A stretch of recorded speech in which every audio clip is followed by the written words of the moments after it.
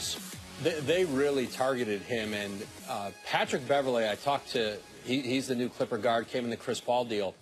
Patrick Beverley and Teodosic played together in Greece 7 years ago. Then they played against each other in Russia. Patrick Beverley said to me today, he is the best passer in the NBA right now. And also, Beverley also said, I've got to change my hotel alias now. He went by Milos Teodosic, and so he's got to come up with a new one. Yeah, exactly. Like maybe Chris Paul. There you go. I mean, is that obviously no one's going to be Chris Paul there in Los Angeles? But how's the fit work with what they have? Well, listen, he's not going to be a superstar in the NBA. He is fun to watch. He is a talented guy. He's not going to defend at all. As great as Patrick, he's a good compliment for Patrick Beverley, who's a tenacious defender. He'll be a good player for them, and the highlights are going to be great. You'll see some great lobs, but this isn't a transformative talent. But he's great on the mixtape. He's great in the highlights, and like you will get your money's worth watching him play every night. Maybe a little Ricky Rubio flair to him. We shall see exactly. Great stuff always. Adrian Wojnarowski hanging with us here on SportsCenter. Hey guys, not sure you heard, but Thursday is the new Friday, so we got must-see.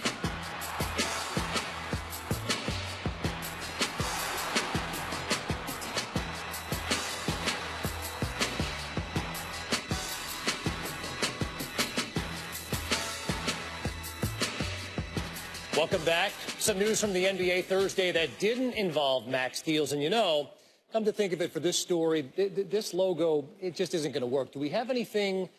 I'm wondering, do we have anything? Yeah, that'll do. 39-year-old Dirk Nowitzki agreed to a 2-year deal with Dallas, and 40-year-old Vince Carter is coming back on a 1-year deal with Sacramento. Both are returning for their 20th seasons. They'll be the 2 oldest players in the league. Nat Hickey is the oldest all-time at 45. Here now, an 8-minute feature on the greatest set shots by 40-year-old men who could once dunk. Or something else. Like maybe something along the lines of this. Dirk and Vince Carter, the only 2 active players remaining from the 1998 draft, and their longevity has paid off. Both rank in the top 3 among active scoring leaders. Dirk is 6th on the all-time list, VC 22nd. By the way, he's 638 points shy of passing Jerry West, the logo, to move into the top 20 in NBA history. How about Dirk's Mavs in Summer League action Thursday, taking on the Pistons? By the way, Vince Carter was broadcasting this one. And then Lorenzo Brown did this. 5 seconds left in the third. Brown. Oh! He put Ding in the hoop!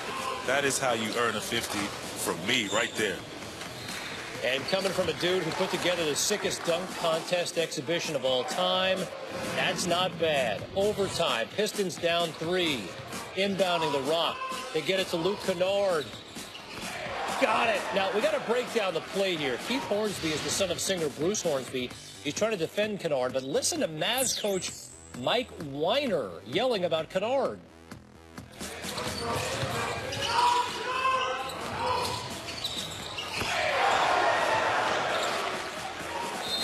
Kennard, no! He got it, nailed the big one. He had a team-high 24. 6.7 seconds to go. Jonathan Motley inside the paint. Turns out to be the game winner. Dallas went 5-0 in the Orlando Summer League. Motley had 18 and 10. A Motley crew, to say the least. They win it, 83-81. So, you know, Gordon Hayward burned Utah to join Brad Stevens in Boston. Thursday, the Jazz and Celtics played. Winner gets Jay Crowder. And, boy, they're not entirely forgiving in Salt Lake about Gordon Hayward. Nope, cross it out. Ainge, another reason to hate BYU. And then we will never forget you, number 20, Howard. Maybe the most creative out of all of them. Jason Tatum, Donovan Mitchell. These two went at it. First-round picks both. Mitchell, some move, and then it's Tatum's turn. Backing him down. That is like shades of Dirk right there.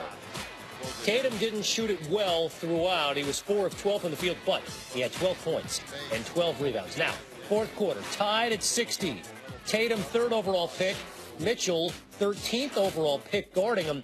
Watch Mitchell poke it away, and then a little extracurricular stuff going on. in the summer league in July. I dig it. Ensuing possession, Mitchell laughs last. One-on-one. The spinner. Inside and the hammer. Julian Wright from Donovan Mitchell. And Tatum was on his backside. Oh my. Play of this week. That got the attention of Joe Ingles, huh? He got busy on Twitter. Donovan, hand clap. Why not? Julian Wright finished it off. Someone call an orthopedic surgeon. Jazz win at 68-65. Mitchell had 8 points. Pistons taking on the Mavericks, Orlando Summer League Championship. Vince Carter on the call. Closing seconds in the third quarter. Lorenzo Brown does this. 5 seconds left in the third. Brown. Oh! He put Ding in the hoop! That is how you earn a 50 from me right there. Oh, Brown impressing Vinsanity with the dunk. He knows a thing or two about earning 50s, dunking the basketball. That was just Lorenzo rolling in a benzo. Yes. Right in that lane. I'm leaving all that alone. Overtime now. Pistons down 81-78. Detroit inbounding. Kennard. Luke nails a 3 to tie, but we're going to break down the play. Keith Hornsby, son of singer Bruce Hornsby, trying to defend Kennard. That's just the way it is. Mavs coach Mike Weiner saw Kennard break it open.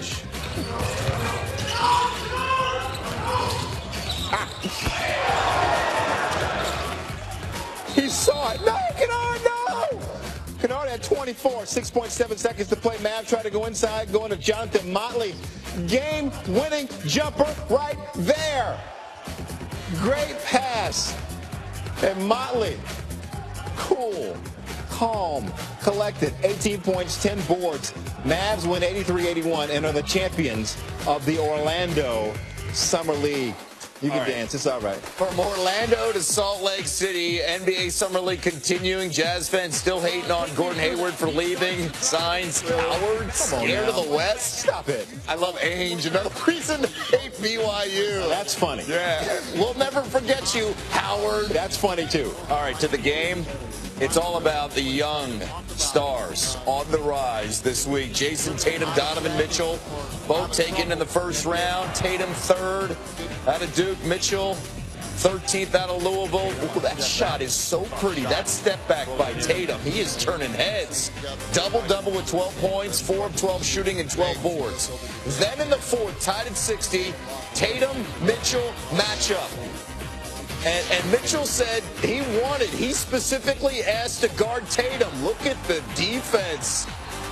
Physicality there. I like it. Jazz fans in the arena loving it. Little stare down. No one backing down. Mitchell going one-on-one with Tatum. Take a listen. Mitchell. Tatum. One-on-one. The spinner. Inside and the hammer. Julian Wright. From Donovan Mitchell, and Tatum was on his backside. Oh my, play of this week. A lot of the Jazz players have gone to Twitter, reacting, watching the young Jazz rookies on the floor during Summer League action. And Donovan, your thoughts? You know, anytime you play a guy who's the top pick, everybody's coming for him, and I just, same thing with yesterday. I didn't get the opportunity with my good friend of mine, Markel, so I just wanted to go out there and just show I could play defense today.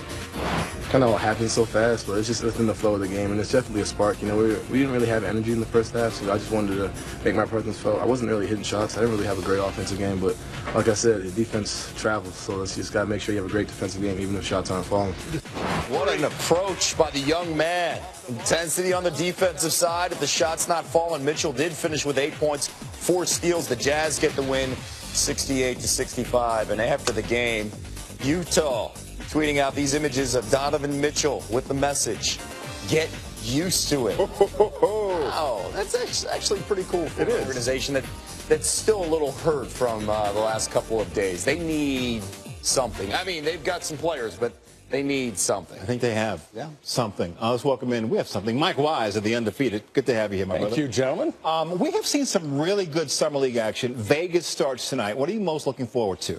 Oh, Lonzo Ball. Yeah. I mean, the first true point guard in what I think, I don't know, 5 years where I say he passed first. He's all about getting people involved. I bet that his dad's going to be there. It'd be a shocker if he isn't, but I'll bet his dad is. Might be right on that one. I'm impressed that we went 25 seconds with that answer before we got So, well done by you. Yeah, thank you. But I look, this kid, I'm really excited to see him tonight. And I think even more, Jack, 3 days from now, or excuse me, 3 games from now, it's going to be Lonzo Ball versus De'Aaron Fox, Kings versus Lakers. I think that's a great matchup. Everybody saw it in the tournament, and people want to see it again in the Summer League. Everybody also heard the trash talk coming out of that, including the fathers back and forth following that game. All right, let's go to the Knicks. And last night... Do we have to? Yeah, we do. Well, they made news here. Yes, I know. And then the headline you see is, holy sheet, in the New York Daily News. 4 years, $71 million offer sheet with Tim Hardaway Jr. Knicks already have Courtney Lee on their roster. What do you think of their decision to make Hardaway this offer, a guy that they drafted, now they're trying to bring back? I think they're doing everything that Phil Jackson didn't do during his tenure. This is the first post-Phil move, so to speak. It's not a huge move. I think they're still in many ways not in disarray, but I don't think anything is going to really start moving for them roster-wise. And what I mean by that is, what do you do with Carmelo Anthony until they interview David Griffin, the GM candidate, former Cleveland Cavaliers GM, and get somebody in that position to help Steve Mills decide what to do with this franchise and James Dolan. Hardaway's gotten better each year. What do you think of him as a player? I like him. I like him. I just don't think he's a game changer, Jay. I think he's one of these guys that if he's your fifth best starter on a playoff team, that's a decent team. If he's your third best player, I don't think you're going anywhere.